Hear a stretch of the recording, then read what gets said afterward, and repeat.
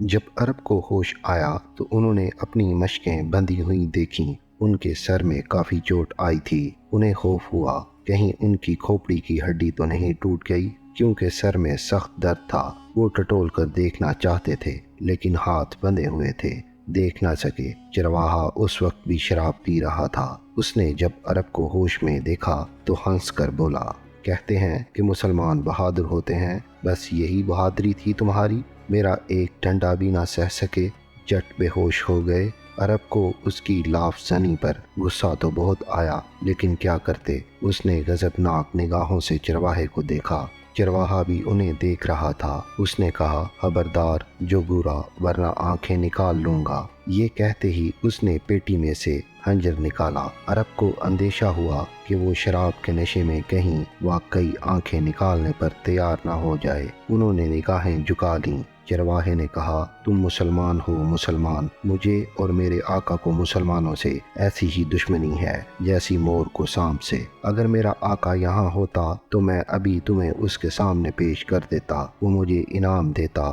اور تمہیں قتل کر ڈالتا۔ وہ عنقریب آنے والا ہے۔ عرب نے سوچا کہ اس شرابی چرواہے کو باتوں میں لگانا چاہیے تاکہ وہ کوئی ایسی حرکت نہ کر بیٹھے جس سے انہیں مزید کوئی اذیت اور تکلیف پہنچے۔ چنانچہ انہوں نے پوچھا، تمہارے آقا کا کیا نام ہے؟ چرواہے نے جواب دیا، اس کا نام قداح بن وسالہ ہے۔ عرب، کیا وہ عرب ہے؟ چرواہا، ہاں عرب ہے، نہایت بہادر عرب۔ عیسائی بادشاہ نے یہ بستی اس کی جاگیر میں دے دی ہے۔ جب تم اسے دیکھو گے تو حیران رہ جاؤ گے، نہایت قوی الجثہ اور توانا ہے۔ اس علاقے میں وہ دیوزات مشہور ہے۔ عرب نے سمجھ لیا کہ وہ بڑا یا وہ گو ہے۔ اس نے دریافت کیا، شاید تمہارا آقا قداح عیسائی ہو گیا ہے؟ چرواہا، ہاں میں بھی عیسائی ہوں۔ کیا بات ہے عیسائی مذہب کی! شراب حلال، چاہے جتنی پیو۔ میں تو شراب سے اچھی نعمت کسی چیز کو بھی نہیں سمجھتا۔ تم نے پی نہیں ہے؟ حضرت مسیح کی قسم، اس کے سامنے ہر چیز کو بھول جاؤ گے۔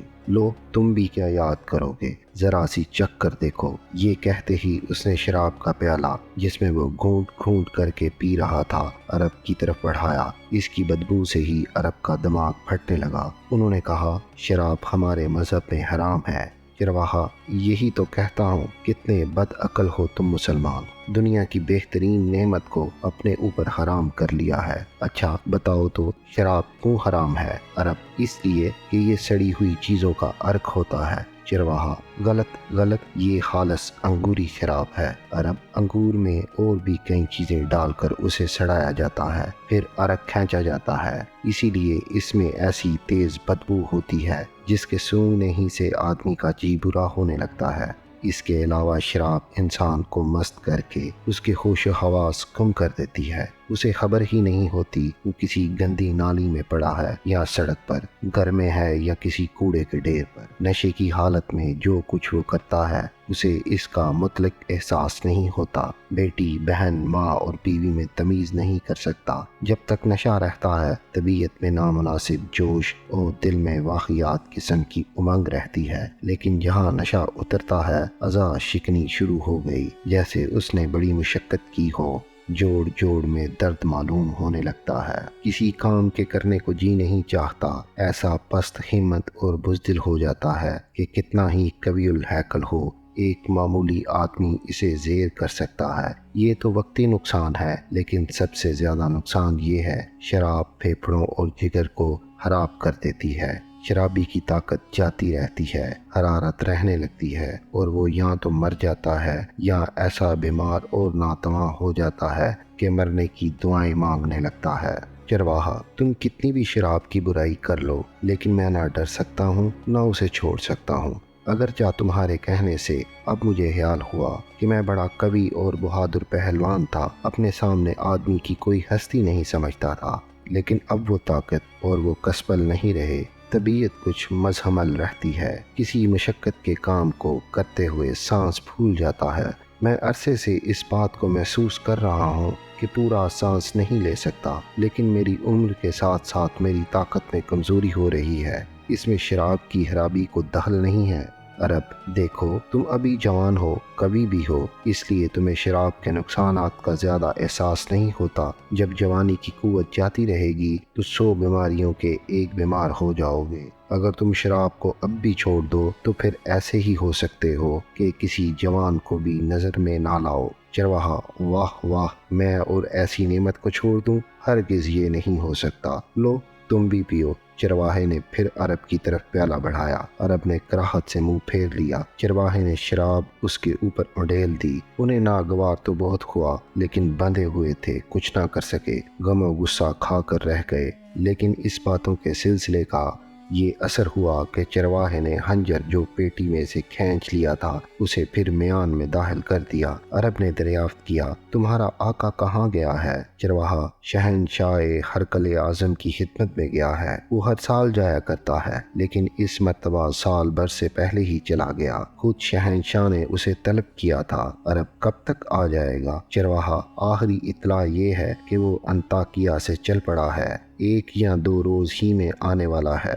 اب عصر کا وقت ہو گیا تھا، دھوپ کی سفیدی سنہرے پن میں تبدیل ہونے لگی تھی، آفتاب کی شدت بہت حد تک کم ہو گئی تھی۔ اس وقت وہی لڑکی جس نے اس چرواہے سے عرب کو ہوشیار کیا تھا اپنی بکریاں لے کر آئی۔ وہ عرب کو بندھا ہوا دیکھ کر کچھ افسردہ خاطر ہو گئی لیکن کچھ نہیں بولی، افسوس بھری نگاہوں سے دیکھتی چلی گئی۔ اسے دیکھ کر چرواہے نے کہا: لو وہ خوبصورت ہرنی اپنی بکریاں لیے جا رہی ہے، مجھے بھی چلنا چاہیے۔ اس نے بکریوں کو جمع کیا اور عرب کو ساتھ لے کر بستی میں چلا گیا۔ اس نے رات کے وقت عرب کو کچھ کھانا اور پانی دیا۔ صبح ہوتے ہی پھر اپنے ساتھ بکریوں اور عرب کو لے کر اسی مقام پر آ گیا جہاں گزشتہ روز بیٹھا تھا۔ پھر اس نے شراب پینی شروع کر دی اور پھر رات کو انہیں اپنے ساتھ لے گیا۔